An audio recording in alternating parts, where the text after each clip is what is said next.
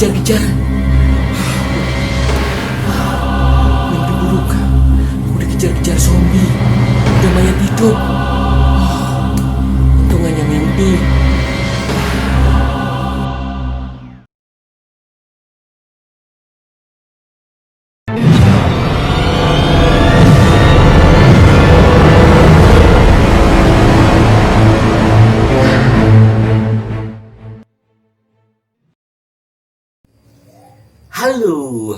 Halo semuanya. Berjumpa lagi dengan Kakek Uban. Kali ini kakek masih membahas tentang horor, tentang hantu, tentang hal gaib, tentang hal-hal pokoknya mistis. Kenapa? Sebenarnya kakek lagi eksperimen ini. Pengen tahu reaksi penonton seperti apa.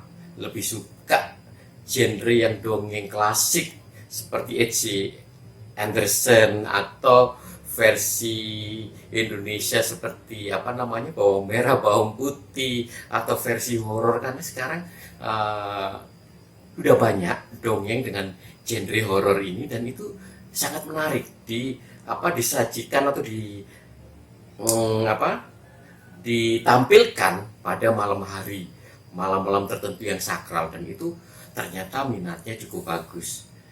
Nah, saya ingin tahu nih pendapat penonton tentang hal ini, apakah cukup menarik atau tidak. Kalau misalkan tidak, kakek akan coba mencari tema-tema yang lain. Tapi kalau menarik, kakek akan coba lagi karena masih banyak nih hantu-hantu lokal Indonesia itu. Ada pocong, ada tuyul, ada leak, macam-macam. Tapi untuk supaya tidak berlama-lama, kita langsung aja ke pokok pembahasan, yaitu zombie. Seperti yang kalian lihat teasernya yang cukup menakutkan. Ya, jadi kenapa membahas zombie? Sebenarnya kakek itu pada awal-awal wabah COVID merebak di Cina, itu kan ada itu sebagian kalangan yang mengkhawatirkan bahwa orang yang terkena virus itu bisa menjadi semacam zombie, karena kita lihat di TV itu dalam berita bahwa orang meninggal di jalanan di Wuhan, Cina itu. Tapi alhamdulillah sampai sekarang nggak terbukti bahwa orang yang terkena virus itu tidak menjadi zombie. Tapi memang berbahaya karena ini sudah menjangkit seluruh dunia. Nah, kenapa zombie? Zombie adalah tema yang cukup menarik yang selama ini terus ada. Kalau kalian sahabat Kakek Uban semuanya suka menonton channel Fox, itu ada seri-seri seperti zombie ini mayat hidup itu, dan itu ada sampai sekarang serinya, sampai udah berapa season masih ada. Cuman kakek karena kurang suka genre seperti itu, jadi ya nggak pernah ngikutin itu saja. Kakek lebih suka menonton hal-hal yang seperti detektif, polisi, seperti itu, atau drama. Zombie. Apa sih zombie itu? Zombie, kakek bacakan, ada laptop di sebelah sini. Zombie adalah istilah yang digunakan untuk mayat hidup dalam film horor atau film fantasi. Zombie digambarkan sebagai mayat yang tidak memiliki pikiran dan nafsunya, kemauannya hanya ingin memangsa manusia yang masih belum terjangkit virus itu.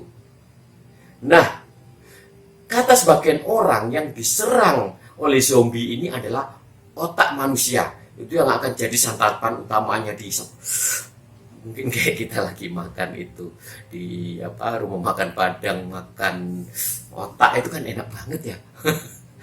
Nah, awalnya sebenarnya zombie ini kita kenal lewat ajaran-ajaran voodoo. Jadi di ajaran voodoo itu ada pendeta yang bisa katanya menghidupkan manusia yang sudah mati, dan itu menjadi zombie. Tapi pada saat dia hidup, dia tidak bisa berkehendak seperti kita, tapi dia ditentukan oleh sang pendeta atau sang majikan. Jadi kalau misalkan disuruh untuk melakukan sesuatu, itu dia yang lakukan, tapi dia nggak punya pikiran kemauan diri seperti manusia pada layaknya.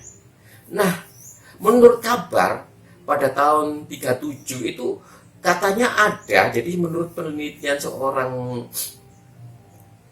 dari Amerika ya, itu di Haiti, jadi menemukan kasus orang yang bernama Felicia Felix Mentor yang meninggal di usia 29 tahun dan sudah dikubur pada tahun 1907. Tapi penduduk percaya bahwa si Felix ini masih suka berkeliaran di jalan-jalan pada malam-malam tertentu. Nah, kabar seperti ini juga katanya dijumpai pada beberapa orang lain. Ya, walau alam ada apa tidaknya. Tapi memang fenomena-fenomena seperti ini ada di setiap negara. Kalau di Indonesia yang selalu katanya ada kuntilanak, pocong atau apa, mungkin di daerah lain akan ada seperti itu. Kalau di Eropa mungkin vampir yang selalu menjadi topik bahasan mereka. Itu saja. Nah, untuk lebih nyamannya, afdolnya saya, kakek akan membawakan sebuah cerita. Ya, ceritanya ini tentang zombie tapi versi Korea kalau nggak salah. Ini dari cerita Korea tentang kasih sayang seorang ibu terhadap anaknya. Oke, kita mulai ya.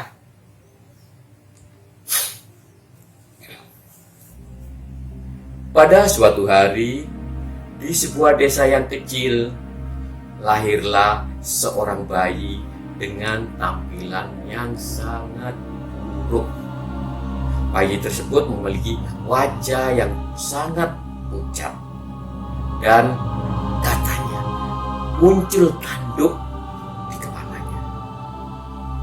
Nah, sang ibu melihat hal tersebut semakin kaget lagi setelah menyadari bahwa sang bayi bukanlah manusia, melainkan zombie.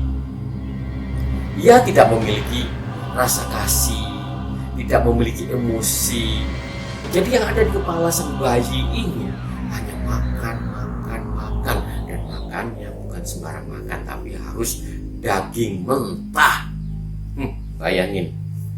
Sang ibu karena rasa sayangnya kemudian menyembunyikan putranya tersebut di basement, di gudang bawah tanah, agar orang desa tidak mengetahui ada zombie di wilayah desa tersebut. Nah, begitulah hari-hari sang ibu memberinya makan daging mentah kepada si putranya. Tapi karena hidupnya yang sederhana, ekonominya yang pas-pasan, si ibu mulai kesulitan untuk mencukupi kebutuhan daging buat sang anak. Akhirnya karena rasa sayangnya kepada anaknya, setiap malam sang ibu mengendap ke rumah tetangga, masuk ke kandang ayam untuk dicurinya dan untuk dimakan sang putranya. Begitu hari berganti, setiap waktu ibu itu melakukan itu demi rasa sayang kepada putranya. Singkat cerita, pada suatu hari terjadi wabah penyakit yang cukup misterius di desa tersebut. Seluruh masyarakat mengungsi, tergesa-gesa. Mereka membawa barang seadanya, dengan bahkan ternaknya pun seadanya. Sang ibu tentu saja tidak ikut mengungsi karena dia tidak ingin diketahui masyarakat bahwa dia membawa seorang zombie. Sedangkan sang ibu sangat sayang kepada anaknya walaupun dia bukan manusia yang normal. Akhirnya si ibu tidak ikut mengungsi. Hari-hari si ibu mengambil ternak tetangga, tapi lama-kelamaan semuanya habis. Stok menipis, bahkan sudah tidak ada makan yang lain. Kalian tahu apa yang dilakukan seorang ibu yang sangat sayang kepada anaknya demi untuk anaknya tidak kelaparan? Ya, sang ibu lantas memotong tangan dan kakinya untuk diberikan kepada